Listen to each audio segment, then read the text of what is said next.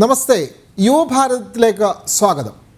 നിങ്ങളുടെ രക്തം തിളയ്ക്കുന്നുണ്ടെങ്കിൽ ആ സിരകളിലൂടെ ഒഴുകുന്നത് വെറും വെള്ളമാകാം. മാതൃഭൂമിക്കായി പോരാടാൻ അല്ലെങ്കിൽ യുവാക്കൾക്ക് എന്തിനാണ് ശക്തമായ പേശികൾ? ചന്ദ്രശേഖർ ആസാദ്. നിങ്ങൾ എനിക്ക് രക്തം തരൂ, ഞാൻ നിങ്ങൾക്ക് സ്വാതന്ത്ര്യം തരാം. സുഭാഷ് ചന്ദ്രബോസ്. ഇത്തരം മഹാത്മാക്കളായ രാഷ്ട്രസ്നേഹികളുടെ ശക്തമായ പോരാട്ടത്തെ തുടർന്ന് ബ്രിട്ടീഷുകാർ 2 പതിറ്റാണ്ട് നീണ്ട ഭരണം അവസാനിപ്പിച്ച് മടങ്ങുകയായിരുന്നു. രാഷ്ട്രപിതാവ് മഹാത്മാഗാന്ധിയുടെ നേതൃത്വത്തിൽ രാജ്യം സ്വാതന്ത്ര്യം നേടി 7.5 പതിറ്റാണ്ട് പിന്നിടുമ്പോൾ മുന്നേറ്റത്തിൻ്റെ പുത്തൻ കുതിപ്പിലാണ് യുവഭാരതം.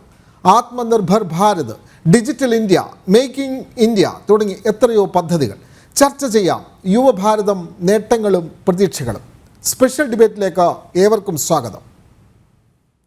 ഈ ഡിബേറ്റിൽ ഇന്ന് നമുക്കിപ്പം പങ്കെടുക്കുന്നത് BJPയിൽ നിന്ന് ശ്യാം രാജ്, അതേപോലെ തന്നെ കോൺഗ്രസ് പ്രതിനിധി വസന്ത് സിറിയക്ക എന്നിവരാണ് ഈ ചർച്ചയിൽ പങ്കെടുക്കുന്നത്. അതുകൂടാതെ ടെലിഫോണിൽ CPIയിൽ നിന്ന് ജിസ്മോനെയും പ്രതീക്ഷിക്കുന്നുണ്ട്.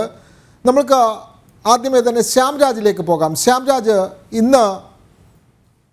ഇന്ന് നമ്മുടെ സ്വാതന്ത്ര്യദിനത്തോടനുബന്ധിച്ച് ദേശീയ പതാക ഉയർത്തിയ ശേഷം പ്രധാനമന്ത്രി നടത്തിയ പ്രസംഗം നമ്മളിലേവരിലും ആവേശമുണർത്തുന്നതാണ്.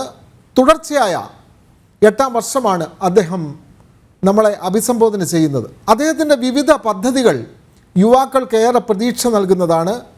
അത്തരം പദ്ധതികളുമായി അദ്ദേഹം മുന്നോട്ട് പോവുകയാണ്. ഇത്തരം പദ്ധതികളിൽ ഭാരതത്തിലെ യുവാക്കൾ എത്രമാത്രം പ്രതീക്ഷ പുലർത്തുന്നു? അദ്ദേഹം മുന്നോട്ട് വെക്കുന്ന ആശയങ്ങളെ യുവസമൂഹം എങ്ങനെയാണ് നോക്കിക്കാണുന്നത്? ശ്യാം രാജ്.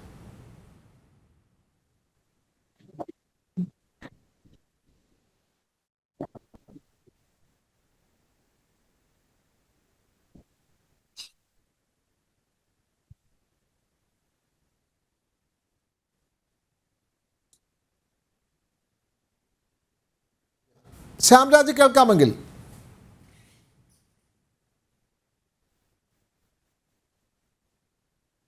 ശ്യാം രാജിലേക്ക് നമുക്ക് മടങ്ങി വരാം. നമുക്ക് കോൺഗ്രസ് പ്രതിനിധി വസന്ത് സിറിയക്കിലേക്ക് പോകാം. വസന്ത് സിറിയക്ക്, നമ്മൾ പുതിയ ഭാരതത്തെ പറ്റിയാണ് ചർച്ച ചെയ്യുന്നത്. യുവാക്കൾക്ക് സമൂഹത്തിൽ വളരെയധികം പ്രാധാന്യമുണ്ട്. ഏത് ഭരണകർത്താക്കൾ വന്നാലും യുവസമൂഹത്തിന് വേണ്ടി വലിയ പദ്ധതികൾ ആവിഷ്കരിക്കുന്നു. വലിയ പ്രതീക്ഷകളാണ് യുവാക്കളെ സംബന്ധിച്ച് ഓരോ ഭരണകൂടത്തിനും ഉള്ളത്. അത് മെയ്ഡ് ഇൻ ഇന്ത്യ എന്നുള്ളത് മേക്കിംഗ് ഇന്ത്യ എന്നുള്ള നിലയിലേക്ക് മാറി. പിന്നീട് അത് മെയ്ഡ് ഫോർ വേൾഡ് എന്നൊക്കെയായി ആ മുദ്രാവാക്യങ്ങൾ മാറുകയാണ്. 2020 പ്രധാനമന്ത്രി ഇത്തരത്തിലുള്ളൊരാശയം മുന്നോട്ട് വെക്കുന്നത്. അതായത് മെയ്ഡ് ഇൻ ഇന്ത്യ എന്നുള്ളത് മെയ്ഡ് ഫോർ വേൾഡ് എന്നാക്കി മാറ്റണം എന്നായിരുന്നു ആശയം. ആ ആശയത്തിലോട്ടുള്ള പ്രയാണം എത്രമാത്രം നമുക്ക് മുന്നോട്ട് കൊണ്ടുപോകാൻ സാധിക്കുന്നു? എന്താണ് പ്രതീക്ഷകൾ? വസന്ത്. നോക്കൂ, അങ്ങ് പറഞ്ഞതുപോലെ തന്നെ ആര് ഭരിച്ചാലും രാജ്യത്ത് ഏറ്റവും ആദ്യം അഡ്രസ് ചെയ്യേണ്ട ഒരു വിഭാഗമാണ് ഇവിടുത്തെ യൂത്ത് എന്ന് പറയുന്നത്. കാരണം ലോകത്തിലെ തന്നെ ഏറ്റവും വലിയ യൂത്ത് പോപ്പുലേഷൻ ഉള്ള രാജ്യമാണ് ഇന്ത്യ. ലോകം തന്നെ വലിയ പ്രതീക്ഷയോടുകൂടി ഇന്ത്യ നോക്കിക്കാണുന്നത്, ഇന്ത്യയുടെ വിഭവ സമ്പത്തായി കാണുന്നത് ഇവിടുത്തെ യുവജനങ്ങളുടെ പോപ്പുലേഷനാണ്, യുവജനങ്ങളുടെ ഐക്യമാണ്, അവരുടെ ഭാവിയെ പറ്റിയാണ്.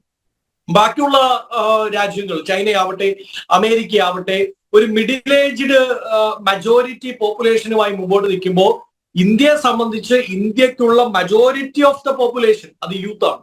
ആ യൂത്തിനെ അഡ്രസ് ചെയ്യേണ്ടത് BJPയുടെ ആവശ്യമാണ്, കോൺഗ്രസിന്റെ ആവശ്യമാണ്, CPMന്റെ ആവശ്യമാണ്, മറ്റേത് രാഷ്ട്രീയ പാർട്ടിയുടെയും ആവശ്യമാണ്.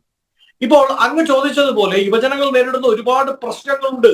ചില മുദ്രാവാക്യങ്ങളിൽ മാത്രം ഒതുക്കി നിർത്തി അവരെ കൂട്ടിക്കെട്ടാൻ സാധിക്കുമെന്ന് കേന്ദ്ര സർക്കാരോ സംസ്ഥാന സർക്കാരുകളോ പ്രതിപക്ഷമോ ആര് വിചാരിച്ചാലും അത് സാധ്യമല്ല എന്നത് മനസ്സിലാക്കണം. യൂത്തിനെ സംബന്ധിച്ച്, യുവജനങ്ങളെ സംബന്ധിച്ച് അവർക്ക് ഏറ്റവും ആവശ്യം തൊഴിലാണ്. രാജ്യം ഇതുവരെ കണ്ടിട്ടില്ലാത്തതിൽ വെച്ച് ഏറ്റവും വലിയ തൊഴിലില്ലായ്മ നിരക്കിലൂടെയാണ് കടന്നു പോകുന്നതെന്ന് കേന്ദ്രാനുകൂലമായ റിപ്പോർട്ടുകളല്ല, കേന്ദ്രാനുകൂലമല്ലാത്ത ന്യൂട്രലായ റിപ്പോർട്ടുകളെല്ലാം അത് പറയുന്നുണ്ട്.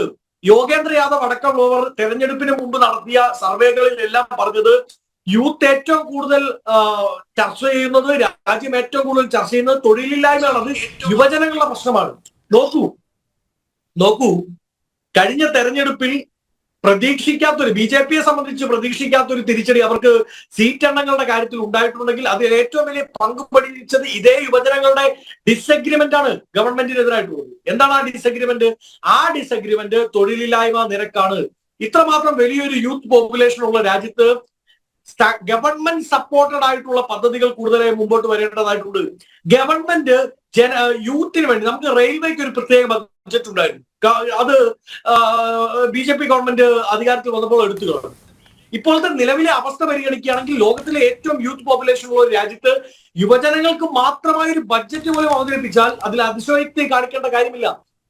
അതിൽ നമ്മൾ അത്ഭുതപ്പെടേണ്ടതോ അയ്യോ അതങ്ങനെ പറ്റുമോ എന്ന് ചിന്തിക്കേണ്ട കാര്യമില്ല. കാര്യം അഡ്രസ് ചെയ്യേണ്ടത് യൂത്തിനെയാണ്, അവരുടെ ഭാവിയാണ്, നാളെ ഈ രാജ്യത്തെ നയിക്കേണ്ടവർ, നാളെ ഈ രാജ്യത്തിന്റെ ആധുനിക ശുശ്രൂഷ രംഗത്ത് പ്രവർത്തിക്കേണ്ടവർ, രാഷ്ട്രീയത്തിൽ പ്രവർത്തിക്കേണ്ടവർ, ചലച്ചിത്ര മേഖലയിൽ പ്രവർത്തിക്കേണ്ടവർ, കായിക രംഗങ്ങളിൽ പ്രവർത്തിക്കേണ്ടവർ, അവർ ഇന്ന് ഈ രാജ്യത്തെ ഗവൺമെന്റിനെ, പ്രതിപക്ഷ പാർട്ടികളെ ഒക്കെ വലിയ പ്രതീക്ഷയോടുകൂടി നോക്കുകയാണ്. അപ്പോൾ അവിടെ തൊഴിലില്ലായ്മ ഉണ്ടാകുമ്പോൾ, അവിടെ യൂത്ത് എഡ്യൂക്കേറ്റഡ് യൂത്തിനെ അഡ്രസ് ചെയ്യാൻ പറ്റുന്ന രീതിയിലുള്ള തൊഴിൽ സാധ്യതകൾ ഇല്ലാതാകുമ്പോൾ അത് വലിയ പ്രശ്നങ്ങളിലേക്ക് പോകും. ആ പ്രശ്നങ്ങൾ നമ്മൾ കാണുന്നുമുണ്ടല്ലോ. അതുകൊണ്ട് ബഹുമാനപ്പെട്ട പ്രധാനമന്ത്രി ഇപ്പൊ അങ്ങ് കോട്ട് ചെയ്തതുപോലെ ഇന്ന് സംസാരിക്കുമ്പോൾ ഇത് പറഞ്ഞാൽ മാത്രം പോരാ. ഏതെങ്കിലും ഒരു PR എക്സസൈസിന് ചേരുന്ന രീതിയിൽ, ഉത്തമമായ രീതിയിൽ നല്ല മുദ്രാവാക്യങ്ങൾ പടുത്തുയർത്താൻ ആർക്കും സാധിക്കും. അതിനെ ഡെലിവർ ചെയ്യുക എന്നുള്ളൊരു വലിയ ഉത്തരവാദിത്വമുണ്ട്. അത് അങ്ങ് സൂചിപ്പിച്ചതുപോലെ ഞാനതിൽ ന്യൂട്രലാണ്. അതിൽ ഏതെങ്കിലും ഒരു പാർട്ടിയുടെ മാത്രം ഉത്തരവാദിത്തമല്ല, ഭരിക്കുന്ന പാർട്ടി ഏതാണോ അവരുടെ ഉത്തരവാദിത്തമാണ്. അതിനോടൊപ്പം തന്നെ പ്രതിപക്ഷത്തിനും അതിൽ വലിയ പങ്ക് വഹിക്കാനുണ്ട്. അത് ഞങ്ങൾ വഹിക്കുന്നുണ്ട്, തുടർന്ന് വഹിക്കപ്പെടുകയും ചെയ്യും. അതുകൊണ്ട് തന്നെ ഇന്ത്യയിലെ യുവജനങ്ങളെ കാണാതെ, അവരുടെ ആശങ്കകൾ കേൾക്കാതെ, അവരുടെ തൊഴിലില്ലായ്മ അടക്കമുള്ള പ്രശ്നങ്ങളെ അഡ്രസ് ചെയ്യാതെ, അവരുടെ ഭാവിയെ പറ്റിയുള്ള ചിന്താഗതികളെ ബഹുസ്ഫുരണത്തിന് വിട്ടുകൊടുക്കാതെ, അവരെ പ്രോത്സാഹിപ്പിക്കാതെ ഇന്ത്യക്ക് ഒരു ഭാവി ഉണ്ട് എന്ന് നമുക്ക് ചിന്തിക്കാനേ സാധിക്കില്ല എന്നുള്ളതാണ് യാഥാർത്ഥ്യം. യുവാക്കളുടെ ഭാവി മുന്നിൽ കണ്ടുകൊണ്ടുള്ള നിരവധി പദ്ധതികൾ കേന്ദ്ര സർക്കാർ ആവിഷ്കരിച്ചിട്ടുണ്ട്. അത് അങ്ങേക്കും അറിയാവുന്ന കാര്യമാണ്. അങ്ങ് പറയുന്നു യുവാക്കൾക്ക് പുതിയ സംരംഭങ്ങൾ തുടങ്ങാൻ എത്രമാത്രം സഹായം ഇപ്പോഴത്തെ ഭരണകൂടം നൽകുന്നു എന്നുള്ളത് വളരെ പ്രധാനപ്പെട്ട കാര്യമാണ്. നമ്മൾ അതിൽ പ്രധാനമായും കാണേണ്ട ഒരു കാര്യം, ഒരു പുതിയ സംരംഭം തുടങ്ങണമെങ്കിൽ അതിലാദ്യം വേണ്ടത് സമ്പത്താണ്, അല്ലെങ്കിൽ പണമാണ് വേണ്ടത്. ഈ പണം എവിടെ നിന്ന് കണ്ടെത്തും എന്നുള്ളത് വലിയ ചോദ്യമാണ്. അങ്ങനെ വരുമ്പോഴാണ് ഈ നരേന്ദ്രമോദി സർക്കാർ, ഇപ്പോൾ തുടർച്ചയായ ഈ സർക്കാർ വരുന്നു, തുടർച്ചയായി 3-ാം തവണയും സർക്കാർ വരുമ്പോൾ മുദ്ര ലോൺ എന്ന് പറയുന്ന ഒരു സംവിധാനം, ആ സംവിധാനം 10 ലക്ഷം രൂപ വരെ ആയിരുന്നത് ഇത്തവണ ബജറ്റിലൂടെ 20 ലക്ഷം രൂപയാക്കി വർദ്ധിപ്പിക്കുകയാണ്. അപ്പോൾ ഒരു പുതിയ സംരംഭം, അവൻ്റെ പുതിയ ആശയം നടപ്പാക്കുന്നു. അത് ഗ്രാമമായിക്കോട്ടെ അല്ലെങ്കിൽ പട്ടണമായിക്കോട്ടെ, എവിടെയാണെങ്കിലും പുതിയൊരു സംരംഭം തുടങ്ങുമെങ്കിൽ, അതിന് ഒരു പ്രത്യേക പദ്ധതി വെക്കുമെങ്കിൽ അത്തരത്തിൽ അതിന് വായ്പ നൽകാൻ തയ്യാറാണ്. അതിന് മറ്റ് എന്തെങ്കിലും അവിടെ അതിന് ഈ ലോൺ കിട്ടാൻ വേണ്ടി എന്തെങ്കിലും അതിനുവേണ്ടി പ്രത്യേകമായി സമർപ്പിക്കേണ്ടതില്ല. അവൻ്റെ വീടോ അല്ലെങ്കിൽ വസ്തുവോ ഒന്നും ഈടായി വെക്കേണ്ട കാര്യമില്ല. എന്താണ് പദ്ധതി തുടങ്ങാൻ പോകുന്നത്, അതിനുവേണ്ടി ലോൺ കൊടുക്കാൻ വേണ്ടി തയ്യാറാണ്. അത്തരത്തിലുള്ള വലിയ ആശയങ്ങൾ മുന്നോട്ട് വെക്കുന്നത് യുവാക്കളെ സംബന്ധിച്ച് വലിയ പ്രതീക്ഷ തന്നെയല്ലേ വസന്ത്? അല്ല, അങ്ങ് പറഞ്ഞതിനോട് ഞാൻ യോജിക്കുമ്പോൾ തന്നെ നോക്കൂ, ഇപ്പോൾ അങ്ങ് ഉദ്ദേശിക്കുന്ന മുദ്രാ ലോണാണ്. മുദ്രാ ലോണിന് തിരികെ വരാം. നമുക്ക് ഈ റേഞ്ചിന്റെ പ്രശ്നമുള്ളത് കൊണ്ട് ശ്യാംരാജിലേക്ക് പോകാൻ കഴിഞ്ഞില്ല. അതുകൊണ്ട് വസന്ത് തിരികെ വരാം. ഇവിടെ പറഞ്ഞു വരുന്നത്, ശ്യാംരാജ്, നമുക്ക് ഇടയ്ക്ക് അങ്ങ് ആന്ധ്രയിലായതുകൊണ്ട് ഇടയ്ക്ക് ഈ റേഞ്ചിന്റെ പ്രശ്നമുണ്ട്, അതുകൊണ്ടാണ് ഇത് കട്ടായി പോകുന്നത്. ശ്യാംരാജ്, ഇദ്ദേഹം നമ്മുടെ വസന്ത് സിറിയക്ക് പറഞ്ഞത് പ്രധാനമന്ത്രിയെല്ലാം ഈ പ്രസംഗങ്ങളിൽ ഒതുക്കുകയാണ്, ഒന്നും കാര്യമായി നടപ്പാവുന്നില്ല. യുവാക്കൾക്ക് വേണ്ടി നിരവധി കാര്യങ്ങൾ പറയുന്നുണ്ട്, പക്ഷേ മുദ്രാവാക്യങ്ങളിലല്ലാതെ അത് പ്രായോഗിക തലത്തിലേക്ക് വരുന്നില്ല. ഇവിടെ യുവാക്കൾ, തൊഴിൽരഹിതരായ യുവാക്കളുടെ എണ്ണം കൂടുന്നു തുടങ്ങിയ കാര്യങ്ങളാണ് വസന്ത് പറഞ്ഞത്. അപ്പോൾ നമ്മൾ അതിന് പറഞ്ഞത്, പുതിയ സംരംഭങ്ങൾ തുടങ്ങുമ്പോൾ മുദ്രാ ലോൺ പോലെയുള്ള പദ്ധതിയിൽ വന്നിട്ടുള്ള വ്യത്യാസം, 10 ലക്ഷം രൂപ എന്നുള്ളത് 20 ലക്ഷമാക്കി വർദ്ധിപ്പിക്കുന്നു. ഇത്തരത്തിലുള്ള വ്യത്യാസങ്ങളൊക്കെ വരുത്തി യുവാക്കൾക്ക് പ്രചോദനം നൽകുന്ന പ്രവർത്തനങ്ങൾ കാഴ്ചവെക്കുമ്പോൾ ഈ കോൺഗ്രസിൻ്റെ ഇത്തരത്തിലുള്ള ഈ വിമർശനങ്ങളെ എങ്ങനെ കാണുന്നു ശ്യാംരാജ്? അല്ല, വസന്തിന് അങ്ങനെ പറയാതിരിക്കാൻ വേണ്ടിയിട്ട് കഴിയില്ല. കാരണം അദ്ദേഹം കോൺഗ്രസിന്റെ പ്രതിനിധിയാണ്, ഞാനത് മനസ്സിലാക്കുന്നു. ഒരു സാധാരണ ഇന്ത്യക്കാരനെ സംബന്ധിച്ചിടത്തോളം, അല്ലെങ്കിൽ പുറത്തുനിന്ന് നോക്കുന്ന ഒരു പൗരനെ സംബന്ധിച്ചിടത്തോളം, കഴിഞ്ഞ 10 വർഷത്തിനകത്ത് ഈ രാജ്യത്തുണ്ടായിട്ടുള്ള മാറ്റങ്ങൾ എങ്ങനെയാണ് എന്നുള്ളത് വളരെയധികം വിസിബിൾ ആണ്. അത് കേവലമായിട്ട് നമ്മൾ പ്രസംഗത്തിൽ മാത്രം പറയുന്നതുകൊണ്ടല്ലല്ലോ. ഈ നാട്ടിലെ ചെറുപ്പക്കാർക്കും അതോടൊപ്പം ജനങ്ങൾക്കും ഉണ്ടായിട്ടൊരു ഊർജ്ജം. ഞാൻ തുടക്കത്തിലെ ചില പുറം രാജ്യങ്ങളിലേക്ക് ഉള്ള ചില വിഷയങ്ങൾ പറഞ്ഞതിന് ശേഷം ഉള്ളിലേക്ക് വരാമെന്ന് ഞാൻ വിചാരിക്കും. ഒന്ന് ഇപ്പോ ഗൾഫ് രാജ്യങ്ങളിലോ അല്ലെങ്കിൽ വിദേശ രാജ്യങ്ങളിലേക്കുള്ള മലയാളികളോടൊന്ന് ചോദിച്ചു നോക്കുക. നമുക്കൊക്കെ സുഹൃത്തുക്കളൊക്കെ ഉണ്ടാവില്ല ഒരുപാട്. അവര് പറയുന്നു കഴിഞ്ഞ കുറെ വർഷങ്ങൾക്ക് ശേഷം, പ്രത്യേകിച്ച് നരേന്ദ്രമോദി അധികാരത്തിൽ വന്നതിന് ശേഷം, ഒരു ഇന്ത്യക്കാരനാണെന്ന് പറയുന്നതിൽ, ഒരു ഭാരതീയനാണെന്ന് പറയുന്നതിൽ നമുക്ക് അഭിമാനം തോന്നുകയും അതോടൊപ്പം തന്നെ നിങ്ങളൊരു വികസിച്ചുകൊണ്ടിരിക്കുന്ന ഒരു രാജ്യത്തു നിന്നാണല്ലോ വരുന്നത് എന്നുള്ള ഒരു സ്വീകാര്യത പോലും വിദേശ രാജ്യങ്ങൾക്കുള്ളിൽ കിട്ടിത്തുടങ്ങി എന്നുള്ളതാണ് യാഥാർത്ഥ്യം.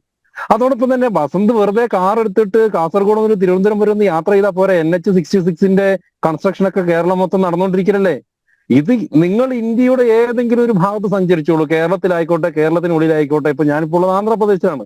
ഏതെങ്കിലും ഒരു പ്രദേശത്ത് നിങ്ങൾ സഞ്ചരിക്കുന്ന സമയത്ത് ഏതെങ്കിലും ഒരു കേന്ദ്ര സർക്കാരിന്റെ പദ്ധതി, അത് നാഷണൽ ഹൈവേ ആയിക്കോട്ടെ, മറ്റെന്തെങ്കിലും ഇൻഫ്രാസ്ട്രക്ചർ ഡെവലപ്മെന്റ് ആയിക്കോട്ടെ, റെയിൽവേ, കേരളത്തിലെ റെയിൽവേ സംവിധാനങ്ങളുടെ സാഹചര്യം എന്താ? കഴിഞ്ഞ വർഷം തന്നെ 2000 കോടിയിലധികം വരുന്ന ബഡ്ജറ്റാണ്, പണമാണ് നമുക്ക് വേണ്ടിയിട്ട്, കേരളത്തിലെ റെയിൽവേക്ക് വേണ്ടിയിട്ട് മാറ്റിവെച്ച് ഇത്തവണയും ഏകദേശം അതിനടുത്ത് തന്നെ വരുന്ന വലിയൊരു ഫണ്ട് മാറ്റിവെക്കുകയുണ്ടായി. കേരളത്തിലെ റെയിൽവേ ട്രെയിനിൽ യാത്ര ചെയ്താൽ നമുക്ക് മനസ്സിലാകുമല്ലോ തിരുവനന്തപുരം റെയിൽവേ സ്റ്റേഷന്റെ അവസ്ഥ എന്താണ്, Ernakulam railway station, south railway സ്റ്റേഷന്റെ അവസ്ഥ എന്താണ്. ഇപ്പൊ പഴയ കെട്ടിടങ്ങൾ മുഴുവൻ, ഞാൻ കഴിഞ്ഞ ദിവസം ആന്ധ്രയിൽ വരുന്നതിന് തൊട്ട് ദിവസം മുമ്പ് എറണാകുളം സൗത്ത് റെയിൽവേ സ്റ്റേഷനിൽ ഇറങ്ങിയിട്ട് വരുന്നയാളാണ്. അവിടെ പഴയ കെട്ടിടങ്ങൾ പൂർണ്ണമായിട്ട് ഇടിച്ചു തകർത്തിട്ട് പുതിയ കൺസ്ട്രക്ഷൻ വരികയാണ് വലിയ രീതിയിലുള്ള. കൊല്ലം റെയിൽവേ സ്റ്റേഷന്റെ അവസ്ഥ എന്താണ്? അപ്പോ ഈ രാജ്യത്ത് എവിടെയാണ് മാറ്റങ്ങൾ പ്രകടമല്ലാത്തത്? ഇനി ചെറുപ്പക്കാരിലേക്ക് വരാം. 2014 നരേന്ദ്രമോദി അധികാരത്തിലേക്ക് വരുന്ന സമയത്ത് ഈ നാട്ടിലെ ചെറുപ്പക്കാരുടെ അവസ്ഥ എന്തായിരുന്നു? അപ്പോൾ നിങ്ങൾ ഇതിനകത്ത് സ്റ്റാർട്ടപ്പുകൾ മാത്രം എടുക്കും. വെറും 10 വർഷം കൊണ്ട് നരേന്ദ്രമോദി അധികാരത്തിൽ ഏറി കഴിഞ്ഞപ്പോഴത്തേക്ക് ലോകത്തിലെ 3rd ലാർജസ്റ്റ് സ്റ്റാർട്ടപ്പ് എക്കോസിസ്റ്റമായിട്ട് ഈ രാജ്യം മാറി. ഈ കോൺഗ്രസ് പാർട്ടി ഭരിക്കുമ്പോഴത്തേക്ക് കേവലം 400-നടുത്ത് മാത്രം ഉണ്ടായിരുന്ന സ്റ്റാർട്ടപ്പുകൾ ഇപ്പൊ 10 വർഷം കൊണ്ട് 1 ലക്ഷത്തിന് മേലെയായിന്നേ.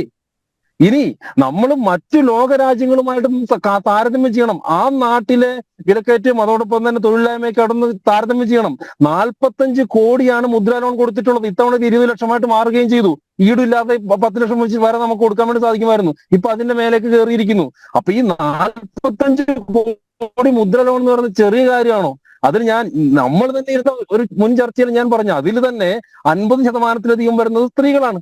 50% വരുന്ന SC/ST OBC വിഭാഗത്തിൽപ്പെട്ടുള്ള ആൾക്കാരാണ്. സ്റ്റാൻഡപ്പ് ഇന്ത്യ ST ട്രൈബൽ വിഭാഗത്തിലെ ആൾക്കാർക്ക് വേണ്ടിയിട്ട് സ്റ്റാൻഡപ്പ് ഇന്ത്യയിൽ മാത്രം 7000 കോടിയിലധികമാണ് കഴിഞ്ഞ 10 വർഷമായിട്ട് കൊടുത്തിട്ടുള്ളത്. ഇനി അതുപോലെ ഇന്ത്യ മുഴുവൻ നിങ്ങൾ നോക്കിയോ, ചെറുപ്പക്കാർക്ക് യൂണിക്കോണുകളുടെ എണ്ണം എത്രയോ കൂടിയിരിക്കുന്നു. 100-ലധികം യൂണിക്കോണുകൾ ഇപ്പോൾ വന്നിട്ടുണ്ട്. അപ്പോൾ ചെറുപ്പക്കാർക്ക് അല്ലെങ്കിൽ രാജ്യത്തെ യുവാക്കൾക്ക് ഒരു താല്പര്യം തോന്നുന്ന അല്ലെങ്കിൽ ആത്മവിശ്വാസം തോന്നുന്ന രീതിയിൽ തന്നെയാണ് ഈ രാജ്യം മുന്നേറിക്കൊണ്ടിരിക്കുന്നത്. പിന്നെ ഇതിനകത്ത് ഒരു പ്രായോഗികമായിട്ടുള്ള ഒരു കാര്യം കൂടി നിങ്ങൾ പരിശോധിക്കണം. ലോകത്തിലെ ഏറ്റവും കൂടുതൽ ചെറുപ്പക്കാരുള്ള 30 വയസ്സിൽ താഴെയുള്ള 80 കോടിയിലധികം ആളുകൾ ഈ രാജ്യത്തുണ്ടെന്നേ. എന്നിട്ടാണ് ഇത്രയധികം ജോലികൾ നമുക്ക് പ്രൊവൈഡ് ചെയ്യാൻ വേണ്ടിയിട്ട് പറ്റുന്നത്. നിങ്ങളൊരു തൊഴിൽ വാർത്ത എടുത്ത് നോക്കൂ, അല്ലെങ്കിൽ നിങ്ങൾ ഏതെങ്കിലും ഒരു തൊഴിൽ വീതി എടുത്ത് നോക്കൂ. കഴിഞ്ഞ എനിക്കൊന്ന് 1-2 ആഴ്ച മുമ്പ് വീണ്ടും റെയിൽവേ നോട്ടിഫിക്കേഷൻ വന്നിട്ടുണ്ട്. അപ്പോൾ ഇവര് എവിടെയാണ് സർക്കാർ ജോലി കൊടുക്കാൻ വേണ്ടിയിട്ട് ചെയ്യാത്തത്?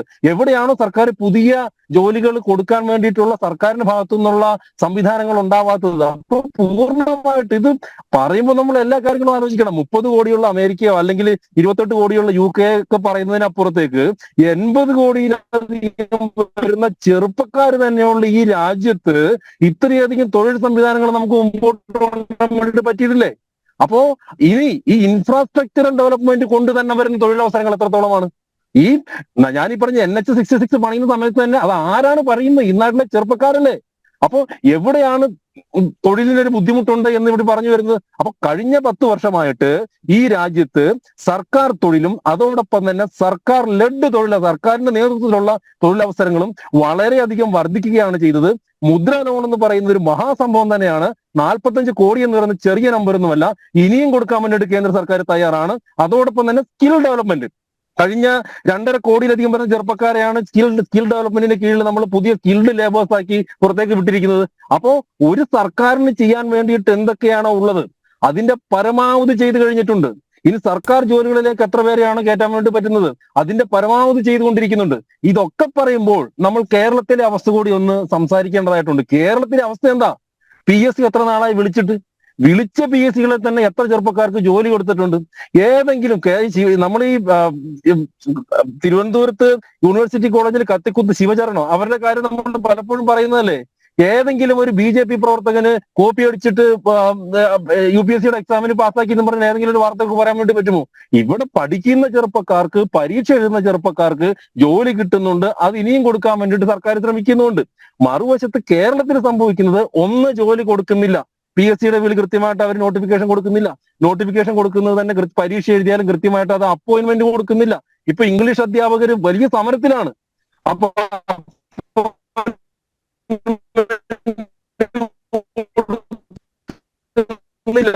ഇനി അപ്പോയിന്റ്മെന്റ് കൊടുത്താൽ ആർക്കാണ് കൊടുക്കുന്നത്? നമുക്ക് ശ്യാംരാജിലേക്ക് മടങ്ങി വരാം. പാർട്ടിക്ക് റേഞ്ചിന് ചില പ്രശ്നങ്ങളുണ്ട്. വസന്ത് ശ്രീയൊക്കെ ശ്യാംരാജ് മുന്നോട്ട് വെച്ച ചില കണക്കുകളുണ്ട്. നേരത്തെ വസന്ത് ശ്രീയൊക്കെ പറയുന്നു തൊഴിൽ രഹിതരായ യുവാക്കൾ ഉണ്ട് എന്നുള്ളത്. അത് സത്യമാണ്. നമ്മൾ കണ്ണടച്ച് തൊഴിൽ രഹിതരൊന്നും ഇവിടെ ഇല്ല, പഠിച്ചവർക്കെല്ലാം ജോലിയുണ്ട് എന്നൊന്നും പറയാൻ നമുക്ക് കഴിയുന്നില്ല. കാരണം അതിൻ്റെ രേഖകൾ നമ്മുടെ മുമ്പിലുണ്ട്. ഈ 80 കോടിയോളം വരുന്ന യുവാക്കളിൽ 45 കോടിയാണ് ഇത്തരത്തിൽ മുദ്രാ ലോൺ കൊടുത്തതിൻ്റെ കണക്ക്. അത് വെറുതെ പറയുന്നതല്ല, കൃത്യമായി കണക്കുണ്ട്. 45 കോടി രൂപയോളം ഈ മുദ്രാ ലോൺ കൊടുത്തിരിക്കുന്നു. അപ്പോൾ ആ നിലയിൽ സ്റ്റാർട്ടപ്പുകൾക്കുണ്ടായിട്ടുള്ള ആ വർധനവ്, ഇതൊക്കെ നോക്കുമ്പോൾ നമുക്കറിയാം സ്വാഭാവികമായും ലോകത്തിലെ തന്നെ ഏറ്റവും കൂടുതൽ ജനസംഖ്യയുള്ള രാജ്യമായി മാറാൻ പോവുകയാണ്. 120 കോടിക്ക് മുകളിലായി ജനസംഖ്യ നമ്മുടെ രാജ്യം വരുന്നു. സ്വാഭാവികമാണ് അവിടെ തൊഴിൽ രഹിതരുടെ എണ്ണം കൂടും. പക്ഷേ അവിടെ എല്ലാവർക്കും സർക്കാർ ജോലി കൊടുക്കുക സാധ്യമല്ല. അത് കേരളത്തിലായാലും കോൺഗ്രസ് ഭരിച്ചാലും ആര് ഭരിച്ചാലും സർക്കാർ നേരിട്ട് ജോലി കൊടുക്കുക സാധ്യമല്ല. അപ്പോൾ സ്വയം തൊഴിലുകൾ കണ്ടെത്തുക, പുതിയ സംരംഭങ്ങൾ കണ്ടെത്തുക, ഇതൊക്കെ തന്നെയാണ്. ഈ സംരംഭങ്ങൾ തുടങ്ങാൻ വേണ്ടിയിട്ടുള്ള സാഹചര്യങ്ങൾ ഒരുക്കുക, അവർക്ക് പരമാവധി സഹായം ചെയ്യുക. അതല്ലേ നിലവിലുള്ള ഭരണകർത്താക്കൾക്ക് ചെയ്യാൻ കഴിയുന്നത്. അത് തന്നെയല്ലേ ഇന്നത്തെ സർക്കാർ ചെയ്യുന്നതും. വസന്ത് ശ്രീയൊക്കെ ഞാൻ അദ്ദേഹം കണക്കുകൾ പറഞ്ഞല്ലോ, ഞാനും പറയാം. ഇൻസ്റ്റിറ്റ്യൂട്ട് ഓഫ് ഹ്യൂമൻ ഡെവലപ്മെന്റ് അതിനൊപ്പം തന്നെ ബിസിനസ് ലൈനും പുറത്തുവിടുന്ന റിപ്പോർട്ട് പ്രകാരം 2019 മുതൽ 23 വരെ ഡൽഹി IITയിൽ നിന്ന് പഠിച്ചു പുറത്തിറങ്ങിയതിൽ 26% പേർക്ക് ഇതുവരെ ജോലിയായിട്ടില്ല. ഡൽഹി IIT, ഖൊരഗ്പൂരിലാവട്ടെ, ഹൈദരാബാദിലാവട്ടെ, ഇന്ത്യയിൽ അങ്ങേയറ്റം അങ്ങോളം ഇങ്ങോളമുള്ള IITകൾ, IIMകൾ മിനിമം 20%. 2019 മുതൽ 23 വരെ വർഷം, 4 വർഷത്തെ കണക്കെടുക്കുമ്പോൾ അവരുടെ റിപ്പോർട്ടിൽ പറയുന്നത് IITകളിൽ രാജ്യത്തെ ഏറ്റവും പ്രധാനപ്പെട്ട വിദ്യാഭ്യാസ സ്ഥാപനത്തിൽ ഇന്ത്യയിലെ തന്നെ ഏറ്റവും പ്രഗത്ഭരായ വിദ്യാർത്ഥികളെന്ന് പേര് കേട്ട് എൻട്രൻസിലൂടെ വിദ്യാഭ്യാസത്തിന് വേണ്ടി സീറ്റ് നേടിയവർ, അവിടെ ഏറ്റവും മികവുറ്റ പഠനം നടത്തുന്നവർ, ഏറ്റവും പ്രാഗൽഭ്യം തെളിയിക്കുന്നവർ, അവരിൽ 20%, മിനിമം 20% പേർക്ക് ഇതുവരെ ജോലിയായിട്ടില്ല. പഠിച്ചിറങ്ങിയിട്ട് 4 വർഷം കഴിഞ്ഞിട്ട്. എന്താ സർക്കാരിന്റെ നിലപാട്? അത് പറയണ്ടേ? ഇനി വിനോദും ശ്യാംരാജും ഞാനൊക്കെ മിനിമം ഒരു 4 വർഷം സൗഹൃദമുള്ളവരാണ്. ശ്യാംരാജ് പറഞ്ഞതിനോട് ഞാൻ അഡ്മിറ്റ് ചെയ്യാണ്. പക്ഷെ ശ്യാംരാജ് നോക്കൂ, ജനസംഖ്യ വർദ്ധിക്കുന്നു എന്ന് പറയുന്നത് സർക്കാരിന് ഒരു എക്സ്ക്യൂസായി പറയാൻ പറ്റുന്ന കാര്യമാണ്. ജനസംഖ്യ വർദ്ധിക്കും, അത് സ്വാഭാവികമാണ്. അത് ഇന്ത്യയെ പോലൊരു മഹാരാജ്യത്ത് ഇനി അത് പിടിച്ചു നിർത്താൻ സാധിക്കുന്നതാണോ? അത് മുമ്പോട്ട് പോയിക്കൊണ്ടിരിക്കും. അതിനനുസരിച്ച് ഞങ്ങൾക്ക് തൊഴിൽ സൃഷ്ടിക്കാൻ സാധിക്കില്ല. അതിനനുസരിച്ച് ഞങ്ങൾ 140 കോടി ജനതയിൽ 70 കോടിയുടെ കാര്യമേ നോക്കുകയുള്ളൂ എന്ന് പറയാൻ പറ്റുമോ? പറ്റില്ല. അപ്പോൾ അവിടെ സർക്കാർ പരാജയപ്പെടുന്നുണ്ടെങ്കിൽ അത് പരാജയമാണെന്ന് സമ്മതിക്കണം. അത് എക്സ്ക്യൂസായി പറയുന്നതേ തെറ്റാണ്. മൂന്നാമതായി ഇപ്പൊ അങ്ങ് ചോദിക്കുന്നു, മുദ്രാ ലോൺ അടക്കമുള്ള കാര്യങ്ങൾ സംഘടിപ്പിച്ചു കൊടുക്കുന്നില്ലേ സർക്കാർ? നല്ല കാര്യമാണ്. ഞാനതാണല്ലോ ഈ ചർച്ചയുടെ തുടക്കം പറഞ്ഞത്. പക്ഷേ അതിനു മുമ്പും 2014 മുമ്പും ബിസിനസ് ഓണ്ടർപ്രണർമാർക്ക് സർക്കാർ സംവിധാനങ്ങളിലൂടെ സബ്സിഡികൾ ലഭ്യമാക്കിയിരുന്നു. എത്രയോ പദ്ധതികൾ ഉണ്ടായിരുന്നു, PM കെയർ അടക്കമുള്ള പദ്ധതികൾ. പക്ഷേ ഇത് നരേന്ദ്രമോദിയുടെ കാലത്തേക്ക് വന്നപ്പോൾ അത് പുതിയൊരു പേരിട്ടു, അവതരിപ്പിച്ചു. നല്ല കാര്യം, 45 കോടി കൊടുത്തെങ്കിൽ നല്ല കാര്യം. പക്ഷേ അവിടെ സർക്കാരിന്റെ എന്ത് സഹായമാണ് ഉണ്ടാകുന്നത്? സർക്കാർ ഒരു കസ്റ്റോഡിയൻ ആകുന്നു, ഒരു സെക്യൂരിറ്റി ഗ്യാരണ്ടിയർ ആകുന്നു. എവിടെ? ഒരു ലോണിന്റെ കാര്യത്തിൽ. അതിനപ്പുറത്ത് എന്ത് ഇനിഷ്യേറ്റീവാണ്? അതിന്റെ PR എക്സസൈസിന് വേണ്ടി മാറ്റിവെക്കുന്നതിനപ്പുറത്ത് എന്ത് ഫിനാൻഷ്യൽ ഇനിഷ്യേറ്റീവാണ് ആ കാര്യത്തിൽ സർക്കാർ ചെയ്തിട്ടുള്ളത്?